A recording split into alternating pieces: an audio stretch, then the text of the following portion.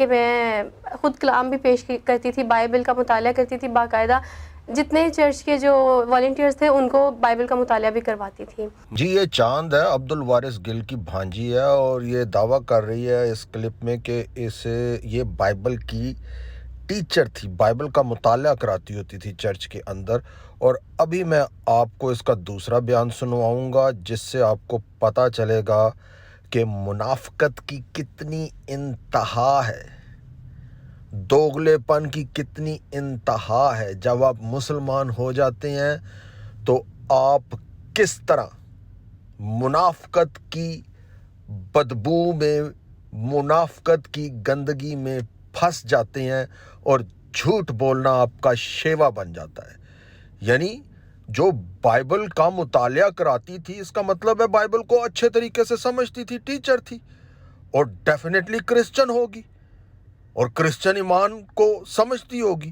لیکن دیکھتے ہیں اس کا دوسرا کلپ. اس سے پہلے یہ میں آپ کو بتانا چاہتا ہوں کہ یہ عبد الوارث گل کی بھانجی ہے، اور یہ عبد الوارث گل وہ ہے جو بات کم کرتا ہے اور روتا زیادہ ہے، جس کے اندر مکاری، جھوٹ اور فریب کا رونا رچ رس کے بسا ہوا ہے.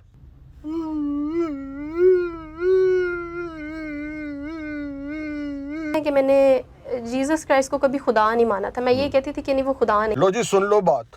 منافقت کی ملکہ اور دوغلے پن کی دل دل کہتی ہے میں بائبل کا مطالعہ کراتی تھی. کیا مطالعہ کراتی تھی جب تمہیں پتہ ہی نہیں بائبل کی ٹیچنگ کیا ہے؟ تمہارا جھوٹ ایکسپوز ہو چکا ہوا ہے، تمہارا اور تمہارے ماموں کا جھوٹ ایکسپوز ہو چکا ہوا ہے. تم کانورٹ اپنے نام کے ساتھ نہیں لکھ سکتی. کنورٹ ہونے کا مطلب یہ ہے کہ تم ایک ایمان سے بدل کر دوسرے ایمان پہ جاتے ہو.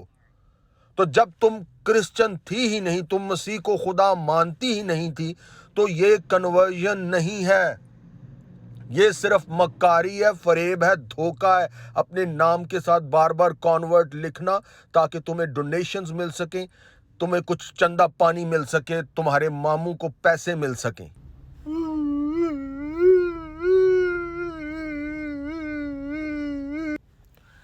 جی میں جھوٹ کی ملکہ چاند کو چیلنج کرتا ہوں اور اس کے مکار ماموں کو، عبد الوارث گل کو، کہ میرے ساتھ آن لائن ہو کر مجھے بائبل کا ایک لفظ ہے، ایک اصطلاح ہے مونوگینس، اس کا مطلب بتا دیں بائبل کی روشنی میں، بائبل کی آیات کی روشنی میں. اس سوال کا جواب اگر یہ دیں گے، یہ دونوں خود ہی ایکسپوز ہو جائیں گے. جو یہ جھوٹ بولا ہے انہوں نے اس ویڈیو میں، جس کو میں نے ہائی لائٹ کیا ہے، ان کی منافقت کی انتہا دکھائی ہے، یہ خود بخود اس سوال کا جواب اگر دیں گے تو خود ہی ایکسپوز ہو جائیں گے. اپنی موت اسلام خود ہی مر جائے گا. بائبل میں سے چیلنج ہو گیا، اب قرآن میں سے چیلنج کر لیتے ہیں. قرآن 68 ورس 42. اللہ ایک بے شرم ڈانسر کی طرح اپنی پنڈلی دکھا رہا ہے. میں جاننا چاہتا ہوں کیوں اللہ یہ حرکت کیوں کر رہا ہے. اور اردو کی ٹرانسلیشن میں تو بڑا ہی دلچسپ لکھا ہوا ہے، جس دن پنڈلی کھول دی جائے گی.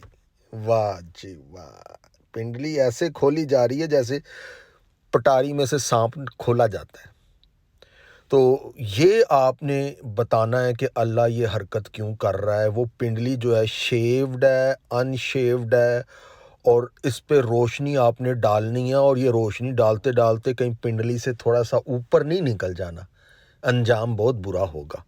تو یہ آپ نے قرآن میں سے ہمیں آن لائن ہو کے لائیو ہمارے ساتھ ڈسکشن کر کے ہمیں بتانا ہے. اللہ کی وحدانیت پر ایمان لے کے آئے ہو، اللہ کے سنگلر ہونے پر، واحد ہونے پر، تو اللہ کی واحد ٹانگ، اس پر بھی ایمان آ گیا.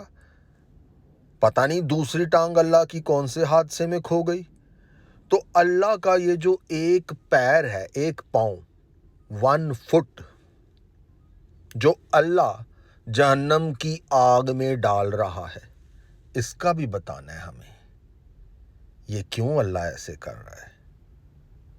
ऐसे अल्लाह के सारे पार्ट्स खोते जाएंगे तो क्या होगा? और मैं आपको वो अल्लाह के दो हाथों के बारे में नहीं पूछूंगा जो दोनों तरफ है, वो फिर किसी टाइम पे पूछेंगे।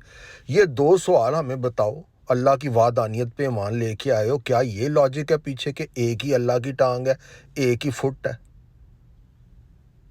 तो इसमें भी कुछ थोड़ा सा हमें बताना है कि अल्लाह एक कैसे है, तो फिर बात बनेगी। और अब आगे से जवाब में री करके नहीं मुझे दिखाना।